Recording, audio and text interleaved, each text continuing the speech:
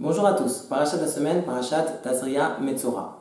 On va parler du Metzora. Metzora, c'est le lépreux. Pourquoi la lèpre s'abattait sur le corps de la personne? En réalité, c'était parce que la personne avait dit du Lashon Hara, de la médisance. Pourquoi une personne dit du mal sur son prochain? Il y a plusieurs raisons. Jalousie, il m'a énervé, je la supporte pas, l'esprit critique. Et donc on s'habitue à parler sur autrui. Mais une des raisons de dire du Lashon Hara, c'est qu'en réalité, on a un manque d'émouna, un manque de foi en Akadosh Baruch Hu. Lorsque par exemple, il arrive que un ami nous fasse quelque chose de mal, alors on a tendance à dire, ouais, tu te rends compte, il m'a fait ci, il m'a fait ça, etc. Mais si on se rend compte que finalement, tout provient d'Akadosh Baruch Hu, et que cet ami, ce qu'il m'a fait, c'était prévu du bon Dieu, alors j'ai pas besoin de parler sur lui. Ou bien imaginez-vous que je suspecte mon ami qui me fasse du mal, alors je vais prendre toutes mes précautions pour éviter qu'il me fasse du mal, sans avoir forcément foi en Akadosh Baruch Hu. Je me dis, oh, t'inquiète pas, je suis là, je te protège. Si tu dois être protégé, tu seras protégé. Et s'il doit t'arriver quelque chose, alors toi évidemment, tu dois prendre tes précautions au maximum pour éviter quoi que ce soit, mais pas en faire une histoire de fou.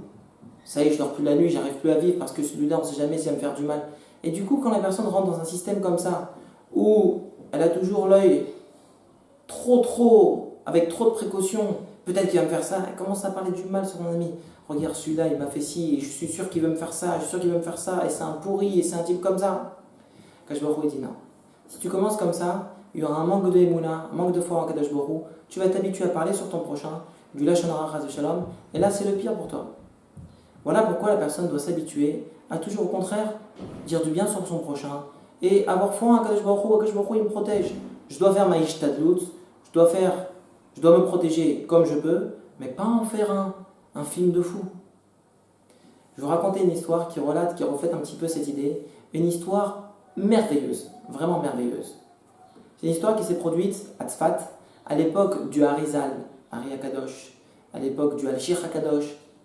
Il y avait à cette époque deux enfants qui sont nés du même âge, chez deux familles différentes, un qui s'appelait Yosef et l'autre qui s'appelait Shlomo. Ces deux enfants étaient inséparables. Ils s'adoraient, ils se fréquentaient tout le temps, ils grandissaient ensemble, ils jouaient ensemble, ils étaient dans la même école, dans la même classe, dans la cour de récréation, toujours ensemble. Et lorsqu'il est arrivé l'âge d'aller à la yeshiva, ils sont partis dans la même yeshiva, la yeshiva du Al-Shir HaKadosh. Et ils ont vraiment tout fait ensemble. Ils ont étudié Chavruta, compagnons d'études, c'était les compagnons d'études ensemble. Donc finalement, ils ont tout fait, ils étaient vraiment inséparables. Arrivé le jour où il fallait se marier, à ce moment il faut se séparer. Mais chacun s'est marié à la même période, et ils se sont tout de suite retrouvés, ils se fréquentaient, ils ont ouvert un business ensemble, ils ont ouvert une usine de tissus, qui a d'ailleurs cartonné. Et les deux sont devenus immensément riches et reconnus dans la ville de Tzfat. Mais il y a eu un problème. C'est que Shlomo, lui, avait des enfants. Chaque année, il avait un enfant, ou une Brit Mila, ou un Kiddush pour sa fille. À chaque fois, un enfant qui naissait chaque année. Et Yosef n'avait pas d'enfant. Donc il était immensément riche, mais sans enfant. Et c'était tellement dur pour Yosef. Alors à chaque fois, il assistait à la Brit Mila des enfants de Shlomo, et aux joies et aux festivités chez Shlomo. Mais au fond de lui, il ressentait quand même une angoisse. Comment? J'ai tout, je suis riche, mais j'ai pas d'enfant. D'autant plus que la femme de Yosef, elle aussi s'isolait chaque soir et elle pleurait de chaudes larmes. Hachem, je t'en supplie, donne-moi des enfants. Et voilà que Yosef aimait beaucoup les enfants de Shlomo. Et il faisait comme si c'était ses propres enfants. Mais l'angoisse lui montait trop. Et d'autant plus que la femme de Shlomo, elle était elle posait beaucoup de soupçons très méfiante par rapport à la femme de Yosef. Elle dit j'interdis qu'elle rentre chez moi à la maison. Parce que j'ai peur, elle regarde mes enfants, elle va leur mettre la Inara, j'ai peur qu'elle les tue avec la Inara, avec le mauvais œil. Et donc du coup, doucement, les écarts ont commencé à naître entre les deux familles. La famille de Shlomo d'une part et la famille de Yosef d'autre part. Shlomo et sa femme avaient peur que Yosef et sa femme ne les envient trop et leur mettent la Inara. Et Yosef et sa femme, eux, de leur côté, avaient terriblement besoin d'enfants, et c'était dur pour eux de voir Shlomo avec des enfants. Doucement, doucement, l'écart s'est créé de façon quasi naturelle. Et ils se fréquentaient moins. Ils se disaient bonjour, ils travaillaient ensemble. Et doucement, doucement, même au travail, ils ont commencé un petit peu à se séparer. Jusqu'à ce que soit arrivé le moment où ils se sont totalement séparés dans le travail. Et plus encore, c'est que lorsqu'ils se sont rencontrés dans la rue, ils arrivaient même à se disputer. Imaginez-vous la scène, ces enfants qui ont grandi ensemble, qui ont tout fait ensemble, ces familles qui se sont développées, ils ont toujours tout fait ensemble. Et du jour au lendemain, la guerre. Mais plus que la guerre, la haine. Voilà que Yosef et Shlomo, chacun ouvre son usine de tissu juste à côté, comme pour faire l'un concurrence à l'autre. Et voilà que Yosef cartonne. Et Shlomo dans le baba. Galère. Il n'y a pas un client qui vient chez Shlomo, tous les clients vont chez Yosef. Shlomo, en voyant ça, ça lui faisait mal et c'est pas possible. Voilà, maintenant je commence à perdre toute ma fortune. Alors que Yosef, il s'enrichit, tous les clients vont chez eux, vont chez lui. Bon, il ne savait pas quoi faire. Et sa seule envie, c'était de pouvoir mettre le bâton dans les roues de Shlomo, de Yosef, pardon. Shlomo cherchait à embêter Yosef à ce que son entreprise s'écroule pour que lui-même puisse gagner maintenant et reprendre son activité correctement. Voilà ce qu'il espérait chaque jour. Entre-temps, ce Yosef, les années passent et voilà qu'on est à 25 ans de mariage et Yosef n'a toujours pas d'enfant. Et il va voir le Harizal et il dit, Vodarav, vous savez que le Harizal c'était le maître dans la Kabbalah. Il supplie le Harizal, je t'en supplie, Vodarav, fais-moi une bracha pour que j'ai des enfants. Je suis riche, mais qu'est-ce que vaut un riche sans enfants? Et le Harizal ne répondait pas. Très étonnant, mais il ne répondait pas. Il ne faisait pas de bracha. Quand soudain, un jour, il a fait une bracha, il a dit l'année prochaine, ta femme elle va avoir un garçon. Un an après, la 26e année après le mariage, un enfant chez la famille de Yosef, tant attendu. Voilà que la nouvelle s'apprend et la Brit Mila est prévue pour 8 jours après. 400 invités avec une séouda, un repas royal derrière. Et bien évidemment, le Sandak, celui qui va porter le bébé au moment de la Brit Mila. Alors après vous, ça va être qui? Le Harizal. Effectivement, c'était grâce à sa bracha que ce bébé est né. Alors le papa Yosef a voulu remercier le Harizal. Donc il lui a dit, ça sera toi le Sandak. Alors vous savez que pour une Brit Mila, il ne faut pas faire la Brit Mila la nuit. Donc on a du matin jusqu'au coucher du soleil pour faire la Brit Mila. Donc c'était prévu à midi la Brit Mila. Tous les invités arrivent, les bonnes odeurs des plats. Et voilà qu'on attend le Sandak. Le Harizal n'arrive pas. Midi et demi, 1h, 2h, 3h, 4h, 5h, je ne comprends pas, il disait bientôt le coucher du soleil. À 6h32, c'est le coucher du soleil, on va faire quoi? Le papa angoissé, Yosef, il dit sûrement que le Harizal est plongé dans son étude de Kabbalah et il faut peut-être aller le chercher, faire quelque chose. Mais 10 minutes avant le coucher du soleil, le Harizal arrive. Eliyahu Navi, tout le monde commence à chanter. Voilà, Arachamanu Ishnachlanu. Tout le monde est heureux pour assister à ce moment si attendu, le moment de la Brit Mila. Le Sandak, le Harizal, imaginez-vous la scène. La Brit Mila a eu lieu. Et tout le monde s'apprête maintenant à se sauter, à se diriger vers la table et vers ce repas merveilleux qui les attend. Mais le Harizal stoppe et il dit attention, je sais que vous avez tous faim et que vous avez tous attendu, mais je me dois de vous expliquer pourquoi je vous ai fait attendre si longtemps. Alors je vais vous expliquer. Il dit, quand je suis venu pour aller à la Brit, il y a maintenant plusieurs heures, il y avait un chien qui m'accompagnait. Je sentais qu'il me suivait et qui aboyait de façon très bizarre. On dirait qu'il y avait de la miséricorde qui sortait. Alors du coup, je lui ai parlé, parce que c'était un Mekoubal, le Harizal, donc lui il pouvait parler, il pouvait faire des miracles. Il a parlé au chien, il lui a dit mais pourquoi tu me suis? Pourquoi tu pleures? Il lui dit je suis la réincarnation de Gehazi. Gehazi, c'était le serviteur, le shamash de Elisha le prophète. Le prophète Elisha. Il avait un serviteur, quelqu'un qui s'occupait de lui, il s'appelait Gehazi. Et il dit moi, je suis la réincarnation de Gehazi. D'ailleurs, Gehazi, qui a été lépreux à la fin de sa vie, lui et ses 4 enfants, et il est mort lépreux. Et il a été repoussé même du Olam Haba. Et du coup, D'ailleurs, on va lire dans la Haftara de Metzora, on va lire justement le verset sur Gehazi. Donc écoutez bien. Maintenant, le chien parle et dit: je suis la réincarnation de Gehazi. Et je suis là maintenant. Et je pleure vers toi. Le Harizal lui demande au chien: mais pourquoi Hachem t'a mis en réincarnation, toi, Gehazi, dans un chien? Et il dit: viens, je vais t'expliquer. À l'époque, il y avait Shunamit, une femme qui a eu un bébé et ce bébé est mort. Et cette femme, elle s'est retournée vers le prophète Elisha en le suppliant: je t'en supplie, fais revivre mon fils. Le prophète Elisha il a dit: je vais te faire revivre ton fils. Il a pris son bâton, Elisha, et il a injecté dans ce bâton une force spirituelle, une force miraculeuse qui allait faire revivre son fils.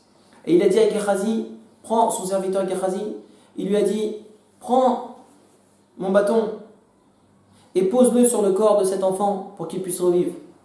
Gehazi est parti pour aller rejoindre Shunamit, pour aller faire revivre son fils. Mais au passage, il a dit: tiens, je veux voir si ce bâton il est vraiment miraculeux. Il a vu un chien mort, il a mis le bâton dessus, le chien il a revécu. Ah, mais effectivement, alors ce bâton il est miraculeux, il y a vraiment une force. Lorsqu'il est arrivé chez Shunamit pour poser ce bâton sur le corps du bébé, il a essayé, ça n'a pas marché. Et il a compris qu'en réalité, il avait épuisé la force qui avait été injectée dans ce bâton. Donc il a dû faire appel à Elisha. Et Elisha a dû venir en personne pour faire revivre ce bébé. Nous dit ce chien: écoute, maintenant tu comprends, Harizal, pourquoi moi, Gehazi, j'ai été réincarné dans ce chien. Parce que Hachem a voulu me punir. Parce que je n'ai pas écouté la parole du prophète qui m'avait demandé directement de mettre ce bâton sur le corps du bébé. Et je l'ai mis sur le chien. Et voilà le résultat. C'est que moi, du coup, je vais être réincarné, j'ai été réincarné dans un chien. Qu'est-ce que je peux faire maintenant? Je veux sortir. Qu'est-ce que je peux faire? Le Harizal, encore une fois, qui était Mekoubal, qui faisait des missiles, des miracles, et qui savait quoi faire dans ce genre de situation, il lui a dit: tu as une chance de t'en sortir, il faut que tu sacrifies ton âme pour le peuple juif. En entendant ça, le chien, eh bien, lui aussi, il y avait des messages qu'on ne comprend pas, mais effectivement des messages qui savaient ce qui se passait à droite, à gauche. Eh bien, ce chien est arrivé. Et il est rentré dans la cuisine, où il y avait la Brit Mila. Rappelez-vous la Brit Mila du fils de Yosef. Il y avait là-bas la cuisine où tous les plats étaient préparés. Ce chien est arrivé alors qu'il y avait la grande casserole de poisson qui était sur le feu. Ce chien a sauté dans la casserole. Et donc du coup, a été cramé. A priori, toute créature a peur du feu. C'était pas normal qu'un chien saute dans le feu. Et ce chien a sauté dans le feu. Comment c'est possible? Alors il dit, le Harizal maintenant d'expliquer. Il dit: ce chien a sauté dans le feu et il est mort. Et vous savez pourquoi il a fait ça? Parce que suite au discours que je viens de vous énoncer, je lui ai demandé de se sacrifier pour le peuple juif. Et qu'est-ce qu'il a fait? Il a sauté alors que dans cette marmite. Et alors que vous tous étiez paniqués par la scène, parce que le monde arrivait, il fallait leur donner à manger, et le poisson n'était pas prêt, il était maintenant inapte. Impossible de manger un poisson avec un chien dedans, c'est rempli de microbes. Qu'est-ce qu'on va faire? Et tout le monde est dans notre problème, mais pleurer, mais qu'est-ce qu'on va faire? Il faut préparer un autre plat entre-temps, d'ici là, pour que ce soit prêt pour les invités. Mais en réalité, ce chien, il vous a tous sauvé la vie. Parce que ce poisson était imprégné de poison. Que s'était-il passé? Shlomo, l'ex-grand ami de Yosef, mais l'actuel grand ennemi de ce même Yosef. Il était tellement haineux, tellement en colère contre ce Yosef qui lui cassait sa parnassa et qui lui faisait de l'ombre dans sa parnassa, qu'il a été prêt à le salir à un tel point qu'il s'est faufilé pendant que tout le monde était occupé à être dans la salle. Il s'est faufilé dans la cuisine. Il a mis du poison dans la marmite de poisson. Et donc, vous serez tous morts empoisonnés par l'acte de Shlomo. Et maintenant, vous avez tous compris que ce chien, en rentrant dans cette marmite, il a rendu cette marmite inapte. Personne n'a goûté de ce poisson et vous avez tous été sauvés. Donc ce chien, qui est la réincarnation de Gehazi, maintenant a obtenu son pardon et son pardon à la perfection. C'est bon, il a obtenu son tikkun. Parce qu'effectivement, il s'est sacrifié pour sauver le peuple juif. Les gens étaient tellement émerveillés qu'ils ont pris un bout de poisson, ils ont vu un autre chien qui passait, ils lui ont donné, le chien est mort sur place. Et ils ont compris qu'effectivement, ils ont été sauvés. Mes chers amis, qu'est-ce qu'on voit de cette histoire? Qu'est-ce qu'on apprend de cette histoire? Mis à part, bien évidemment, le fait de voir la bracha du Rav, du Harizal qui s'est concrétisée, que ce soit au travers d'avoir un bébé un an après, que ce soit au travers que ce Gehazi qui était réincarné dans le chien a finalement obtenu son pardon. Mis à part ça, qu'est-ce qu'on voit? On voit autre chose de très important. C'est que ce Shlomo, il a eu peur d'une concurrence. Et Yosef est devenu son pire ennemi. Et il a voulu le bousiller. Mais ce qu'il ne savait pas, c'est que Akadosh Baruch Hu avait prévu comme protection pour Yosef un scénario qui datait depuis 2000 ans en préalable au travers de l'histoire de Gehazi. Akadosh Baruch Hu a fait tout ce scénario pour que finalement ce Yosef soit préservé. Ce Gehazi a été réincarné dans un chien qui finalement va sauver Yosef de Shlomo. Est-ce que Shlomo, il avait pensé à un scénario pareil, qui aurait pu se passer 2000 ans avant pour protéger son pire ennemi? Non. Tout ça pour nous apprendre que même si on a des gens qui veulent nous faire du mal à droite à gauche, et évidemment, il faut tout faire pour essayer de se protéger. Mais jusqu'à combien? Et Emouna en Akadosh Baruch Hu, et foi en Akadosh Baruch Hu. C'est lui qui te protège. Regarde ce qu'il est prêt à te faire.